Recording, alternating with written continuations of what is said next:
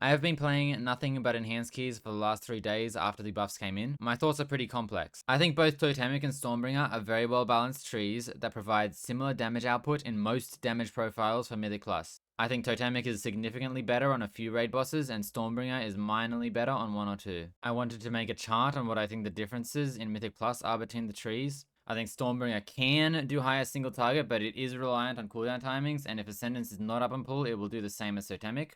I think Stormbringer is better for bosses with damage amps or downtime, such as last boss Rookery or first boss Cinderbrew, and I think Stormbringer does do better single target if being given PI. And I think Stormbringer is better if the mobs are not fully stacked. Totemic, on the other hand, definitely has higher uncapped AoE, like first pull Cinderbrew, and also Totemic does not have to adhere to any cooldown timings or saving cooldowns or tempests at the end of a pull. These differences I think are minor and would not greatly impact your decision to play either tree, because I think both trees do similar overall, similar single target on average, similar prio damage, and also on AoE they both gain a lot from PI. So to answer the question, which tree is better?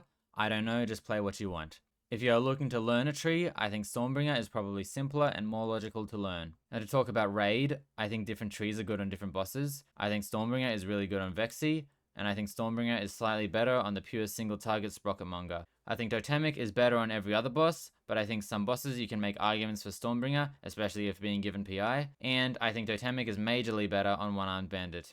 A lot of people have asked me to make a new guide for Stormbringer. I don't think I need to. The guide I released at the start of the patch is still mostly accurate. I did recommend to take Elemental Blast in the M+ build, but you actually don't have the Maelstrom to support it, and so it is a single target loss. I didn't know this at the time. Take Tempest Strikes in Mythic Plus. If you're wondering about your stats when you make the switch, it really shouldn't matter. You are building haste and mastery on both trees. It is possible your Totemic gear set has 15 to 16k haste. If that is the case, you should probably just use a haste flask to fix that. Now I have been testing deeply rooted elements in some keys, and I think it is actually kind of good.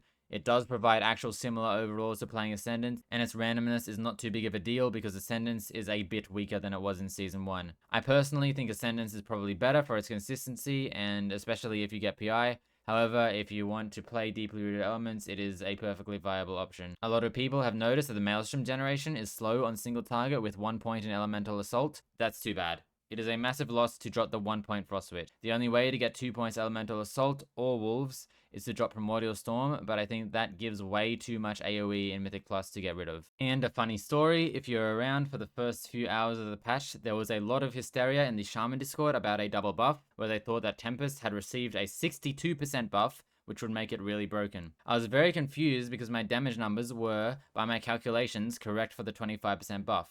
I did some digging, and it turns out that a patch in PTR reduced the Tempest splash damage from 65% to 50%. However, it only affected the tooltip, and Tempest was actually doing 30% more AoE damage in-game than the tooltip suggested for the entire patch. With the latest patch, they have fixed this, and Tempest is now doing its intended damage. If you haven't watched it already and you have questions, go watch my Stormbringer guide, it is still accurate.